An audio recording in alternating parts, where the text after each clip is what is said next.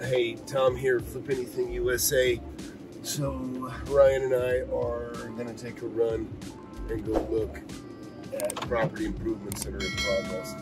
I've got lights being installed at one parking lot. I've got lights being installed inside of a small warehouse area. I think I've got concrete getting ready to be poured where we have a problem on asphalt that's eroded. So we'll go inside the warehouse next. So this is our first stop. This is actually the kitchen that's part of a restaurant, and we're going out here now to the dining room. So you see we're pulling out the old fixtures, and all these fixtures are replaced with new LED light fixtures. And these walls you see here behind me, these are going to be tore out, and this is going to be one big open room. There's about 2,400 square feet here. I've got a jazz club that's interested in renting this very space we just went through. So I'm going to call them back real quick and see what they have to say. Hello? Hi, is this Christopher? Sure. Okay, thanks a lot. Oh, bye. So that's interesting. They have a catering company that also supposedly has a liquor license attached to it, and they think they can utilize that. They also have an interest in music, playing jazz. Now, I don't doubt that he's serious, but I don't know this guy yet. And I can tell you, that's one thing. You see a lot of people, when I hear too much diversity, like, like I'm a musician and I want to play music, and so I want to create a bar where I can play music. I mean, that's not usually a great start. Usually you want the motivation to be to make money. So anyhow, but nevertheless, it's a prospect, and I learned a long time ago not to condemn somebody's plans before you give them a chance, whether you think it can happen or not. Because a lot of times the people that aren't a very good prospect turn out to be a great prospect. So that can happen too. We haven't got the results on the phase 2 environmental on the 17,000 square foot building I'm buying right now. Of course, we got the phase 2 back, but there's just a little bit of, in the findings, they kind of do a final, recommendations. They didn't recommend doing any changes, but of course they had to complicate the freaking thing a little bit by adding no work is necessary, there's no further development. So I ran that to the bank. The banks are running it by the bank examiners, because what I want to make sure that they're going to say, yeah, this is no problem, Tom, we'll loan you money on this. Because I'm paying cash for it, but I intend to borrow money against it later on. So I want to know that I can borrow, 80% of this, $1.7 million asset. Now I had to go back to the sellers and say, okay, look, you got the phase 2 done, but it's not conclusive that I can do what we need to do, that it's bankable, basically. And so I let them know I need, I showed them a copy of my email to the bank, so they know I'm not extending anything unnecessarily, that this is all legit. And what I gave them is basically the bank writing me a thing saying, hey, we'll get this cleared up by Friday, Tom. So that's the main thing, is we're going to get past that, and hopefully I'll have the green light to pay cash for that building Friday, which is in a couple days. And as soon as I got the green light for that, we're going to do a few things in escrow, and then I'm going to, there's an easement that I have to have defined. That's going to cost me $900 to have an easement defined, and then that'll be basically, the easement will be written, and then everything will be ready to close, and that's when we'll close it up, and then I'll go borrow money against it and buy something else. That'll be another video. This is our next stop. You can see I poured concrete. It's under this pad right here, and there's concrete here that I'm standing on that was poured years ago. And then because they've insisted on we having recycle bins and more bins these days, we've had to expand this trash area.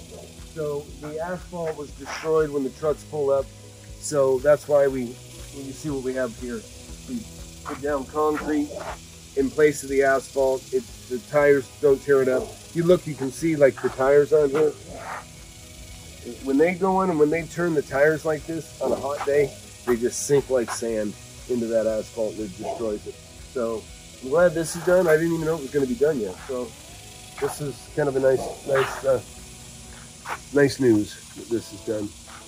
This house, I just got an offer, $500,000 even, and which is great. I'm very pleased to have a $500,000 deal on this one. They wrote it, I accepted it. It's still staged. I saw all the trucks out here yesterday with the various people that inspectors. So the complaint that they had really isn't valid, and I'll explain why. I mean, they're probably doing it to beat me up a little bit on the price, but what current code would require that these all be GFI. This is a GFI where you've got a trip. Well, when this house was built, there was no such thing as a GFI. I told them, and what I'm telling them, and I'll tell you, is that this house is perfectly sellable. It doesn't have to be up to today's codes because it wasn't built today. It was built 40 years ago. And it's even closer to code than it needs to be because there are GFIs within 3 feet of the sink. That was never a requirement back when it was built. And just because today they'd like to see GFIs everywhere in the kitchen, it really doesn't matter. And really, and a lot of times the other, like this box, you can see it's not a GFI, but really it is because it's chained off of another outlet that has a GFI. You know, they're technically, if you trip, it'll trip that GFI if this trips. So anyway, so that's going nowhere. It's not a good negotiation point because it's not valid. On the breaker boxes, they were complaining about neutrals being doubled up. So let's go take a look at that.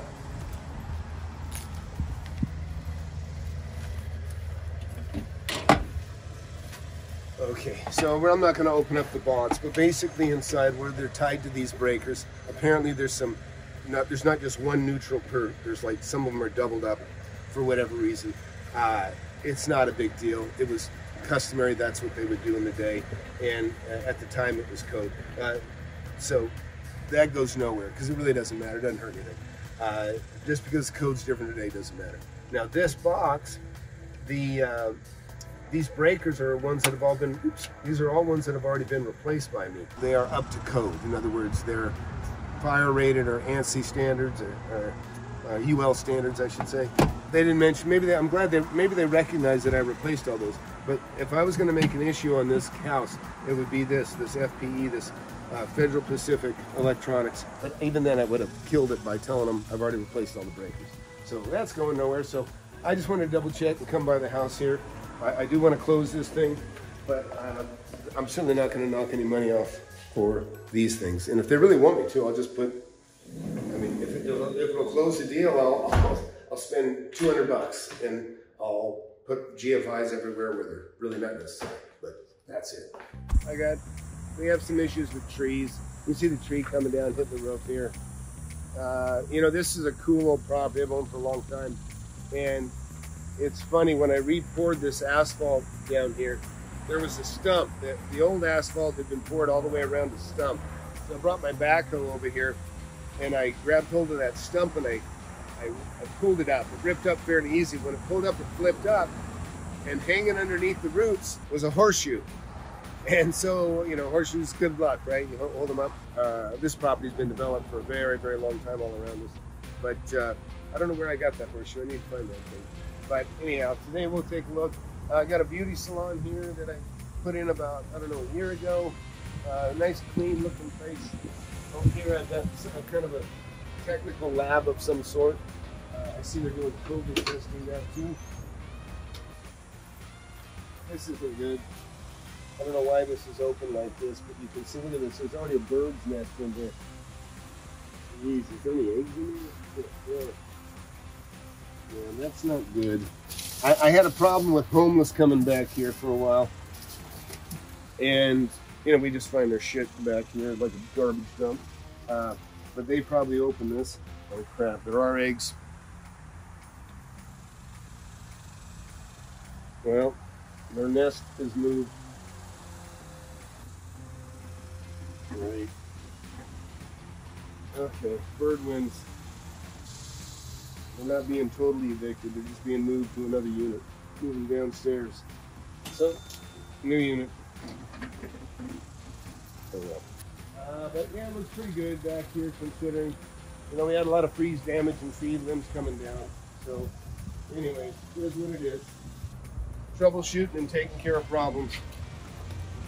And apologize to the bird lovers, but didn't know they were there.